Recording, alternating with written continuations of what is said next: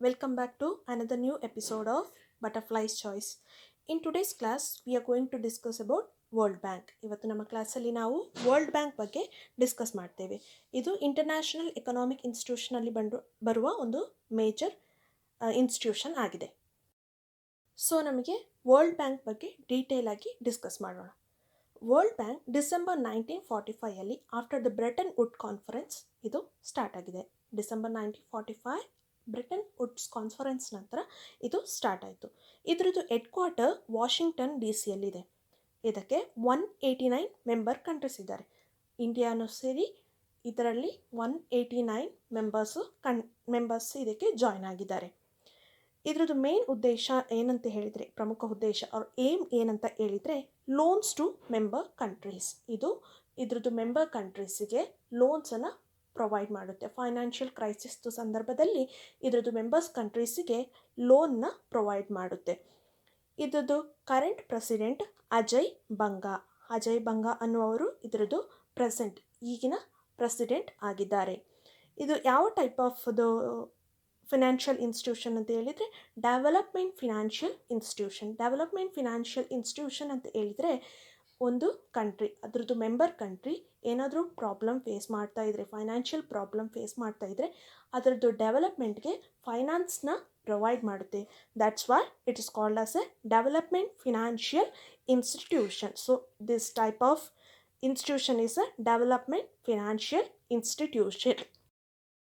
The main objectives of world ಬ್ಯಾಂಕ್ದು ಪ್ರಮುಖ ಉದ್ದೇಶಗಳು ಏನಂತ ಹೇಳಿದರೆ, ಡೆವಲಪ್ಮೆಂಟ್ ಅಸಿಸ್ಟೆನ್ಸ್. ನಾನು ಇದು ಯಾವ ಟೈಪ್ ಆಫ್ ಇನ್ಸ್ಟಿಟ್ಯೂಷನ್ಸ್ ಅಂತ ಹೇಳಿದೆ, ಡೆವಲಪ್ಮೆಂಟ್ ಫಿನಾನ್ಷಿಯಲ್ ಇನ್ಸ್ಟಿಟ್ಯೂಷನ್. ಸೊ ಇದರದ್ದು ಪ್ರಮುಖ ಉದ್ದೇಶ ಏನಾಗಿದೆ, ಡೆವಲಪ್ಮೆಂಟ್ ಅಸಿಸ್ಟೆನ್ಸ್ ಅಂತ ಹೇಳಿದರೆ ಇದನ್ನು ಒಂದು ಕಂಟ್ರಿನ ಡೆವಲಪ್ ಮಾಡಲಿಕ್ಕೆ ಇದು ಅಸಿಸ್ಟ್ ಮಾಡುತ್ತೆ.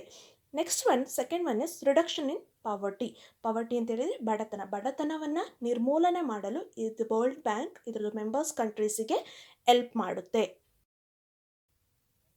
Development institutions under world bank ಅಂಡರಲ್ಲಿ ಬರುವ ಡೆವಲಪ್ಮೆಂಟ್ ಇನ್ಸ್ಟಿಟ್ಯೂಷನ್ಸ್ ಯಾವ್ದು ಅಂತ ಹೇಳಿದರೆ, there are 5 major development institutions under world bank. Under that first one is IBRD ಅಂತ ಹೇಳಿದರೆ international bank for reconstruction and development. Second one is IDA, international development association. Third one IFC, international Finance corporation. Fourth one MIGA, multilateral guarantee agency.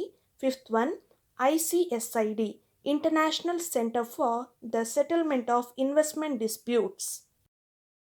So ನಮಗೆ ಒಂದೊಂದು institution ಬಗ್ಗೆ detail ಆಗಿ discuss ಮಾಡೋಣ. And that first one is international bank for reconstruction and development.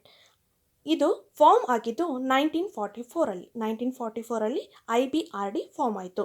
ಇದರದ್ದು ಪ್ರಮುಖ ಉದ್ದೇಶ ಏನಂತ ಹೇಳಿದರೆ, providing loans, grants and credit. ಲೋನ್ಸ್ನ ಅಥವಾ ಕ್ರೆಡಿಟ್ನ ಇದರದ್ದು ಮೆಂಬರ್ಸ್ ಕಂಟ್ರೀಸ್ಗೆ ಪ್ರೊವೈಡ್ ಮಾಡೋದು ಇದರದ್ದು ಪ್ರಮುಖ ಉದ್ದೇಶ ಆಗಿದೆ. Is India a member? IBRDದು ಮೆಂಬರ್ ಇಂಡಿಯಾ ಆಗಿದೆಯೇ? Yes, India is a member of a IBRD. Second one is IDA, international development association. International development association is formed on 1960 IDA form ಆಗಿದೆ. ಇದರದ್ದು ಪ್ರಮುಖ ಉದ್ದೇಶ or aim is providing low or no interest loans to poor countries. ಇದರದ್ದು member ಕಂಟ್ರೀಸ್ಗೆ ಕಡಿಮೆ ಅಥವಾ interest ಇಲ್ಲದೆ ಲೋನ್ಸ್ನ provide ಮಾಡೋದು ಇದರದ್ದು ಪ್ರಮುಖ ಉದ್ದೇಶ ಆಗಿದೆ. Is India a member? India ಇದರದ್ದು ಮೆಂಬರ್ ಆಗಿದೆಯೇ? Yes, India is a member of IDA. Third one is International Finance Corporation, IFC. It is formed on 1956. ಇದು 1956 ಸ್ಟಾರ್ಟ್ ಆಯಿತು. ಇದರದ್ದು ಪ್ರಮುಖ ಉದ್ದೇಶ ಏನಂತ ಹೇಳಿದರೆ, providing investment, advisory and asset management services to foster private sector investment in LDCs ಅಂತ ಹೇಳಿದರೆ list development countries ಅಂತ ಹೇಳಿದರೆ ಡೆವಲಪ್ಮೆಂಟ್ ಕಡಿಮೆ ಆಗಿರುವ, ಡೆವಲಪ್ಮೆಂಟ್ ಇಲ್ಲದೇ ಇರುವ ಕಂಟ್ರೀಸನ್ನು ಲೀಸ್ಟ್ ಡೆವಲಪ್ಮೆಂಟ್ ಕಂಟ್ರೀಸ್ ಅಂತ ಹೇಳ್ತಾರೆ.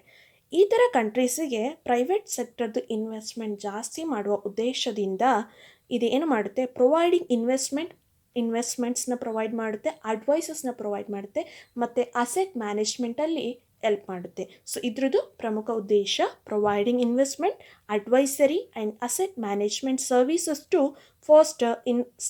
foster private sector investment in LTCs.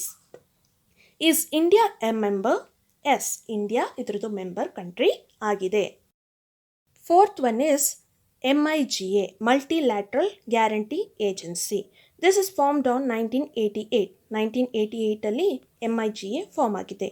ಇದ್ರದ್ದು ಪ್ರಮುಖ ಉದ್ದೇಶ or aim is providing political risk insurance and credit enhancement guarantees. Political risk ಇನ್ಶೂರೆನ್ಸ್ನ ಪ್ರೊವೈಡ್ ಮಾಡುತ್ತೆ ಮತ್ತು ಕ್ರೆಡಿಟನ್ನ ಇಂಪ್ರೂವ್ ಮಾಡಲಿಕ್ಕೆ ಗ್ಯಾರಂಟೀಸ್ನ ಪ್ರೊವೈಡ್ ಮಾಡುತ್ತೆ. Is India a member?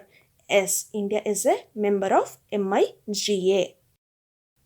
And the last one is ICSID, International Center for the Settlement of Investment Disputes. This is formed on 1966. 1966ಅಲ್ಲಿ this ICSID form ಆಗಿದೆ. ಇದರದ್ದು ಪ್ರಮುಖ ಉದ್ದೇಶ ಅಂತ ಹೇಳಿದರೆ functions as a dispute settlement institution.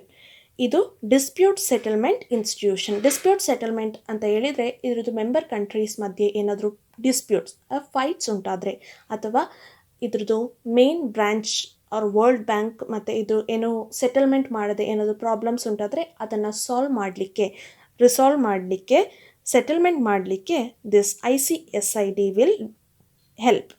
Is India a member? India ಇದ್ರದ್ದು member ಆಗಿದೆಯೇ? No, India ಇದ್ರದ್ದು ಮೆಂಬರ್ ಕಂಟ್ರಿ ಅಲ್ಲ. ನಿಮಗೆಲ್ಲ ಈ ವಿಡಿಯೋ ಇಷ್ಟ ಆಗಿದೆ ಅಂತ ಭಾವಿಸ್ತೇನೆ. Thank you for watching this video. Let's meet in another next video. Thank you all.